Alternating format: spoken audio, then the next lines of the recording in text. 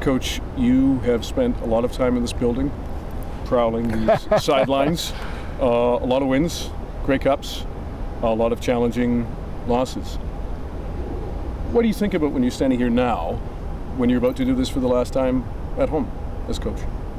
Well, you know what, I've tried not to think about it, because to me, I don't want to feel like it's final, because we do have a playoff game that we're playing next week. But, BC Place has always been a very special place for me. Anyways, I enjoyed coming here when I was with the Stampeders. We always liked to come to Vancouver. It was very lively. The games were always tough because the crowds, were loud, and they were very supportive of their football team. And, when Bobby Ackles and David Braley brought me here in 2003, that was one of the benefits I thought of coming, was the fact that, you played in the dome, the conditions were always ideal, and the fans created a great atmosphere. So, obviously, you're going to miss, the excitement of the games, because, that's an adrenaline, that's a high that you can't really manufacture. And football is very challenging. The wins are satisfying, but the losses can be also very tough.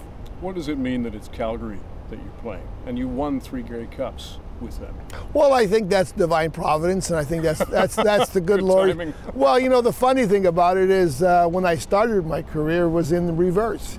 I was on the other side, and I remember playing the game. We were up, I think it was, we were up 31-24 against Doug Flutie and the BC Lions, and I remember Doug, last play of the game, rolled out, threw a Hail Mary to Ray Alexander, and caught it in the end zone. We went into overtime, and when the game was over, I think it was 38-38. So, it's fitting that the opponent is the team that I used to coach for then.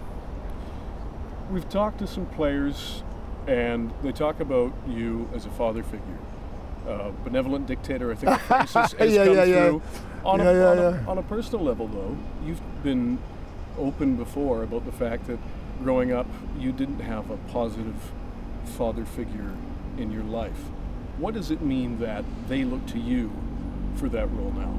Well, you know what, my father died when I was very, very young, and, my mother raised my brother and I by herself, and, I can understand how a lot of these young guys haven't had a male person in their life to give them directions, because, I think it's hard to be a man when you've not seen what a man should be like and what he should act like. And, I've been fortunate that I've had some great mentors when I played, and, when I was in high school, and, they've helped me, and I always feel that, the least you can do for somebody, is help them feel better, and maybe help to improve their lives. It's a balance, though, when you have to be supporting and at the same time sometimes giving them the proverbial backhand. Well, you know what, coaches are paid to drive players to do what they don't want to do. I mean, it's a kind of a positive, negative way to look at it. And I think parenting is the same way. Parenting is about tough love. And are you parenting out on this field? Oh yeah, I think we do, and I think the players respect it. I think the players appreciate it. You can be tough on the player, but yet I think there's times you also have to love them too, and they can see the both, and these are good young men, and obviously if you can help them to become better, you've done a good job.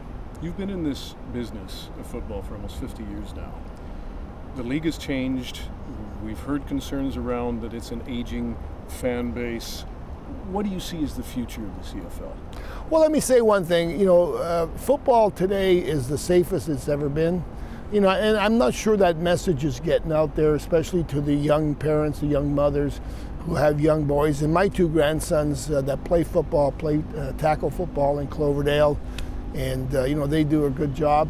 Football today, by the rules, by the coaching, by the equipment, by the field services, is maybe as safe as it's ever been. So, football, as I believed, has hurt some people, yes, because of injuries, but yet, I also too believe it's helped countless of thousands and thousands of young men be something other than a professional athlete. It's not always about being a professional. It's about getting involved in something where you have personal value, where you learn discipline, where you learn teamship, team play, where you learn sacrifice, all the things that young men and young girls, if they're playing football, have to develop to become good people. So, I think, again, there's a lot of fans that watch football, but I think they're watching it on the couch and not as much into the stadium. And, the people that are coming, yes, we're trying to attract young people, but, the white-haired person like me that's been a season ticket holder for 30, 40 years, this is a part of their life. They want to support the club because it's meant a lot to them. And, if we can attract more young fans, which we will, then obviously it'll be better. All the best in the playoffs. Coach Wally Buono, thanks for your time. Well, thank you, and thank you to all the fans over the years. As I said, it's been a great place to coach, and the fans have always made it that much more fun.